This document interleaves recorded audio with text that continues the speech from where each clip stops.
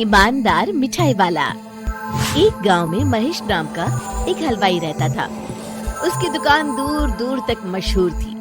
आसपास के सभी गांव वाले महेश की दुकान से ही मिठाई लेते थे। भाई मजा आ गया, क्या लजीज रबड़ी है। ये लड्डू भी लीजिए, शुद्ध देसी घी के हैं, आज ही बनकर आए हैं। लाओ भाई लाओ, 1 किलो लड्डू भी पैक कर दो। महेश का एक बेटा था रवि। रवि ने पढ़ाई छोड़ दी थी और वो दिन भर घर में ही बैठा रहता था। उठ बेटा रवि, आज मेरे साथ दुकान पर चल। मैं वहाँ क्या करूँगा पापा? अरे दुकानदारी सीख बेटा, आगे चलकर ये सब तुझे ही तो संभालना है। मुझे ये सब कुछ नहीं संभालना। मैं वीडियो गेम खेलूंगा, फिर दोस्तों के साथ बाहर जाऊंगा। हे भगवान, इसे थोड़ी अक्ल दे दो। ऐसे ही चलता रहा तो आगे न जाने इसका क्या होगा। महेश बड़बड़ाता हुआ दुकान चला जाता है। दुकान पर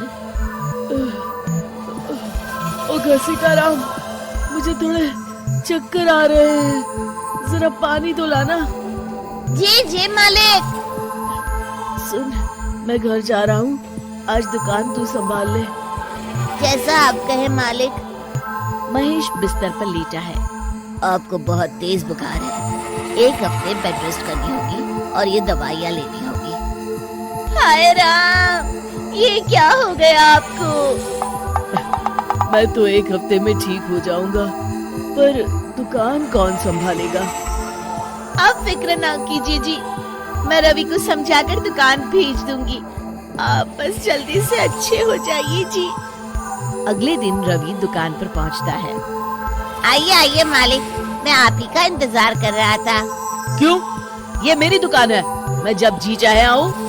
तुम लोग सुबह से आकर काम पर लग जाया करो, समझे?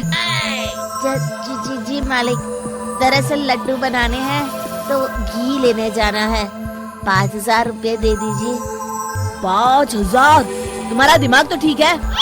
इतने महंगे लड्डू बनाएंगे तो मुनाफा क्या होगा? पर देसी घी भी तो बहुत महंगा है ना मालिक। क्या जरूरत है देसी घी की? डालडा ले आओ। पर मालिक। मुझसे बहस मत करो, जितना कहा गया है करो। और क्या क्या बन रहा है? मावे की बर्फी मालिक। मावा मावा मावा। तभी उसकी नजर एक डब्बे पर पड़ती है। ये क्या है? ये रवा है मालिक। एक काम करो, हर 1 किलो मावा में 200 ग्राम रवा मिला दो। पर बर्फी का स्वाद बिगड़ जाएगा मालिक। जितना कहा है करो, अब जाओ यहाँ से। अगले दिन, क्या बात है रवि बाबू, आपके पापा दिखाई नहीं दे रहे? अब उनकी तबीयत खराब है। अच्छा भाई अच्छा।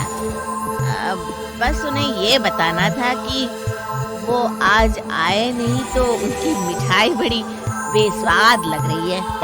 लेना है तो लो, वरना चलते बनो। अरे अरे अरे, ये कोई तरीका है ग्राहक से बात करने का?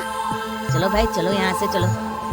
अगले दिन, भैया कल जो मैं लड्डू ले गया था उनका स्वाद बड़ा बेकार लगा। महेश बाबू का नाम सुनकर बड़ी दूर से आया था।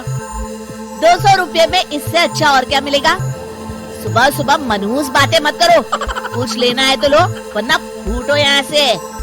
रवि के इस व्यवहार के चलते 2-4 दिनों में ही ग्राहकों का आना कम हो जाता है। मैंने तो सोचा था कि कम पूंजी में ज्यादा मुनाफा होगा, पर यहाँ तो घाटा हो रहा है। आखिर चक्कर क्या है? लगता है ये दुकानदारी मेरे बस की नहीं। महेश ठीक होकर दुकान लौटता है तो घसीटाराम उसे सब कुछ बताता है। हे भगवान, इसने तो मेरी सालों की मेहनत पर पानी फेर दिया। अब क्या करेंगे मालिक? कुछ नहीं, सबसे पहले तुम पहले की तरह शुद्ध और अच्छी मिठाइयाँ बनाओ और मुझे गांव के उन सब लोगों के नाम बताओ जिनसे रवि ने बदतमीजी की। रवि, कल सुबह दुकान पर आ जाना, बहुत जरूरी काम है। मुझे नहीं आना, मैंने 1 हफ्ता दुकान संभाल ली है, अब संभालो आप। दुकान तो तूने जैसे तैसे संभाल ली, पर सीखा कुछ नहीं। कल तुझे बहुत जरूरी सीख देनी है। रवि पैर पटकता हुआ बाहर चला जाता है। अगले दिन, ये ले ताजी शुद्ध मिठाइयाँ।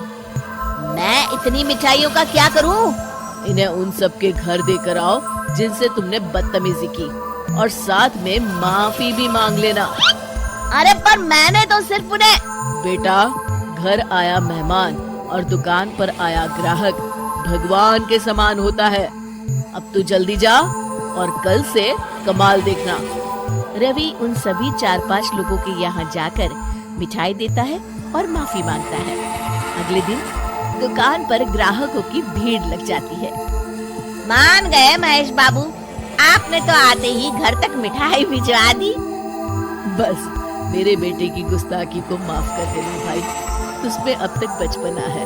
हाँ हाँ, आपके लड्डू के बदले हर चीज की माफी है। भाई आज तो मेरे पड़ोसी भी आपकी उदारता देख के दंग रह गए। इतनी बड़ी दुकान के मालिक का बेटा घर तक माफी मांगने आया।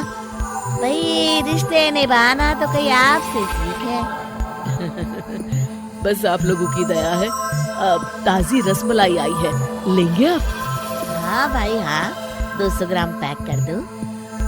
शिक्षा, सफलता पाने के लिए ईमानदार और विनम्र होना बहुत जरूरी है।